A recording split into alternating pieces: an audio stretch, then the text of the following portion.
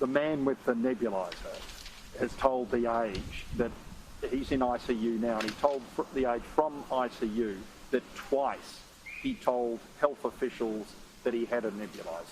Yeah, I've seen those reports. That's not consistent with the normal practice that's followed, but I can confirm for you that the head of CQV will be out later on today, and she can take you through all of those issues. They've had an investigation of that matter, but I really can't add any further comment than that. But Emma will be out later today, and she'll be able to answer any of those questions. Emma did say that this person did not report the nebuliser to the hotel. This man says that he did twice and was given permission to use it. Why were Victorians given the wrong information? Well, no, I think you need to be very, very careful not to assume things. Emma's said what Emma has said. I find her to be a person that's accurate in the statements that she makes. Let's not assume anything. I think it's best if you speak to her later today. She's going to come out and speak to these issues and any other questions that you have. You also said, I don't think this man knew he was doing the wrong thing.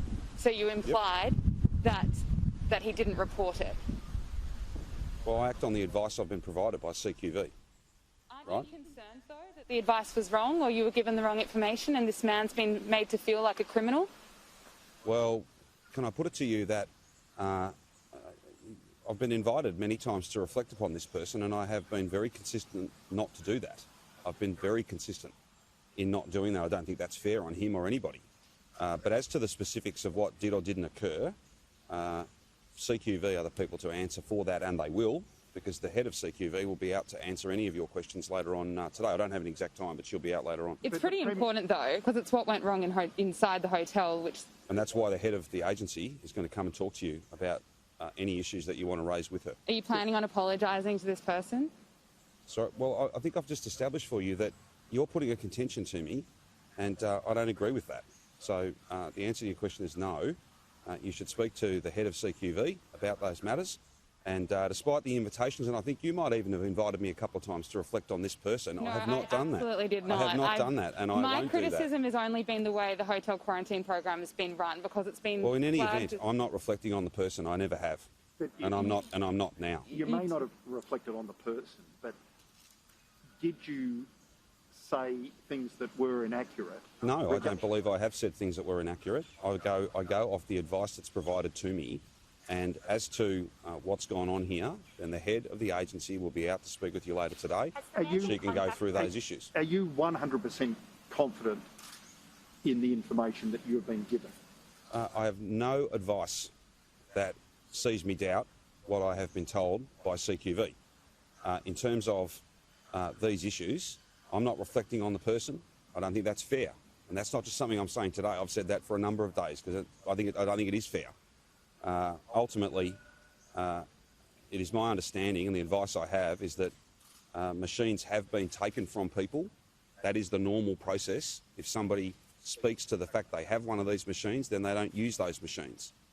That's the normal practice. I can only give you the advice I've been given, but one better than that is for you to be able to speak to the head of the agency, and she'll be out to talk to you. There is growing concern that this circuit breaker will turn into an extended lockdown. What's your advice to people who are really worried that they're not? I don't think that people should be. I think people should be based. Should try as best they can, and I'd encourage people to be based in the facts. And the facts are that this is a precautionary approach, one that's based on the best health advice. We are getting to people very quickly. We are testing people, and we are getting many very pleasing negative test results. However, part of that abundance of caution is the assumption that there are cases out there that we don't know about and that were not necessarily caught up in the net that we had cast once this outbreak started, because we simply didn't know about them. The notion of people having given it to others, that it's out there in the community more broadly. We have to assume that's happened. Because not just an assumption, but as a matter of fact, we know this is moving really, really fast.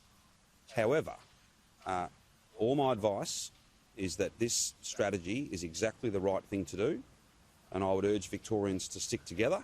I'd urge Victorians to be focused on the facts, and we'll be here briefing you every day along the way, and there's no cause for anyone to be speculating about that.